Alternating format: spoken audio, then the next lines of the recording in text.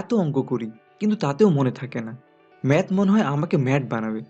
ভাইয়া, ম্যাথ মনে থাকে না, কি করব? ভিডিও দেন, ইত্যাদি ইত্যাদি। তোমাদের চাওয়া কি আমরা ফেলতে পারি?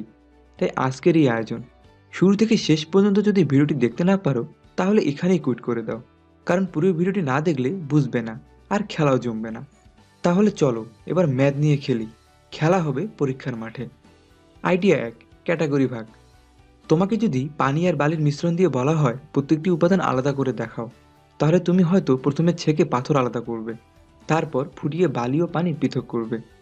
ঠিক এভাবে কোনো অনুশীলনীতে 20টি অঙ্ক দেয়া থাকলে সূত্র অনুযায়ী পৃথক করবে। যেমন একটি অনুশীলনীতে অঙ্ক আছে 20টি আর সূত্র 5টি। তাহলে এই 5টি সূত্র দিয়ে 20টি অঙ্ক করা গেলে তুমি 20/5 মানে 4টা ক্যাটাগরিতে বিভক্ত করতে পারবে। অর্থাৎ ওই অনুশীলনীতে 4টি ক্যাটাগরির অঙ্ক তোমাকে শিখতে হবে। 20টি অঙ্ক যে তোমাকে করতে হবে এমনটা নয়, সময় পেলে করতে পারো। কিন্তু বুদ্ধিমানরা সূত্র হিসেবে ক্যাটাগরিতে ফেলে পুরো অনুশীলনের মাত্র 4-5টা অঙ্ক করে। এতে অনুশীলনী দ্রুত শেষ হয় এবং মনেও থাকে। আইডিয়া 2, সূত্র খোঁজা। আইডিয়াকে সূত্রের সাহায্যে পুরো অনুশীলনীটিকে বিভক্ত করতে হলে তোমাকে অবশ্যই সূত্রগুলো জানতে হবে।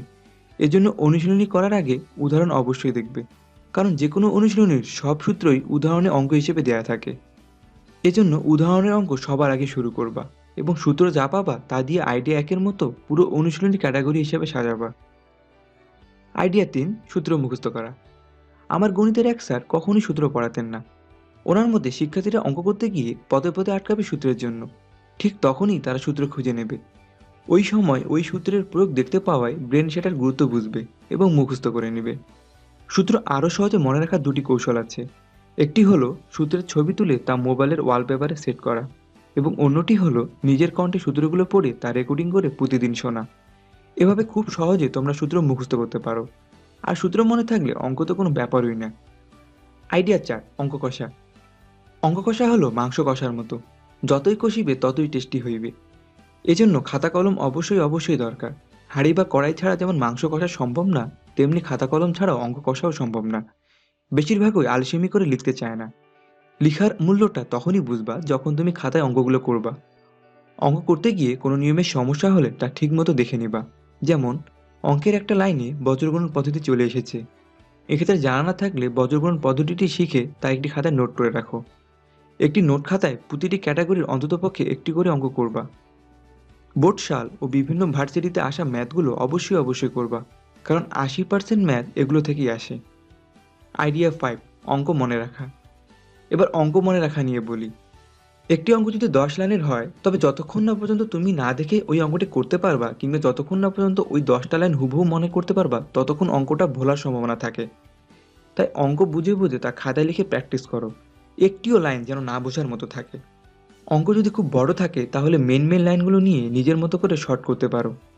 প্র্যাকটিস করার সময় একই অঙ্ক 2-3 নিয়মে করার চেষ্টা করো।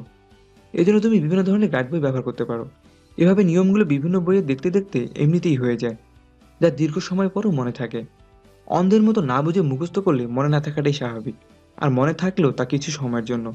আমি ব্যক্তিগত একটি উপায় তোমাদের বলি। যে কোনো ম্যাথ প্র্যাকটিস করার পর আমি ওই অঙ্কের সূত্রগুলো মনে রাখি, মানে কোনটির পর কোন সূত্র হবে তা সিরিয়ালি মনে রাখি। ব্যাস, পরীক্ষায় করতে গেলে শুধু ভাবি কোন সূত্রটা আগে হবে, অমনি অঙ্ক হয়ে যায়। তাই শর্টকাটে এভাবে মনে রাখতে পারো। আর কোনো অনুশীলনী যদি ইউটিউবে ভিডিও সহকারে দেখো, তবে তা খুবই ইফেক্টিভ হবে তোমার জন্য। পরীক্ষায় কোনো অঙ্কের সমাধানে একটি সাধারণ লাইন বাদ দিয়ে পরের লাইন লিখলেও মার্কস পাবা। 15 লাইনের ম্যাথ যদি তুমি 10 লাইনেও শেষ করতে পারো, তাহলে পুরো মার্কস পাবা, কিংবা কিছু মার্কস তো পাবাই। ম্যাথ অর্ধেক হলেও মার্কস অর্ধেক পাবা। ম্যাথ শেষে অ্যান্সার লিখবা, এবং প্রমাণ করে দেওয়া থাকলে প্রুফড, এবং দেখাও দেওয়া থাকলে শোড দিবা। যদি আমি পুরো ভিডিওটি সারমর্ম করি, তাহলে প্রথমে তোমাকে অনুশীলনীর উদাহরণের সব অঙ্ক খাতায় লিখে প্র্যাকটিস করতে হবে এবং সূত্রগুলো 1, 2, 3 ক্যাটাগরিতে বিভক্ত করতে হবে। ওই সূত্রগুলো দিয়ে ওই অনুশীলনীর সব অঙ্ককে ক্যাটাগরিতে বিভক্ত করবে। তারপর সূত্র মুখস্থ করে নিজের থেকে ক্যাটাগরির অঙ্কগুলো খাতায় লিখে প্র্যাকটিস করতে হবে। যতক্ষণ না পর্যন্ত না দেখে নিজে নিজে লেখা যায়, ততক্ষণ পর্যন্ত প্র্যাকটিস করবে। অঙ্ক ভালোভাবে মনে রাখার জন্য তার ছবি নিজের মোবাইলে ওয়ালপেপারে সেট করতে পারো, কিংবা রেকর্ডিং করে শুনতে পারো। আর হ্যাঁ, অবশ্যই অবশ্যই প্র্যাকটিস করা অঙ্কগুলো পরীক্ষার দিন সকালে না দেখে লিখবে ও রিভিশন দিয়ে নেবে। আশা করি আমাদের এই পদ্ধতিগুলো তোমাদের কাজে আসবে। তোমাদের লাইক আমাদের অনুপ্রেরণা, কমেন্ট আমাদের ভরসা। এবং শেয়ার আমারও তোমার বন্ধুদের প্রতি ভালোবাসা।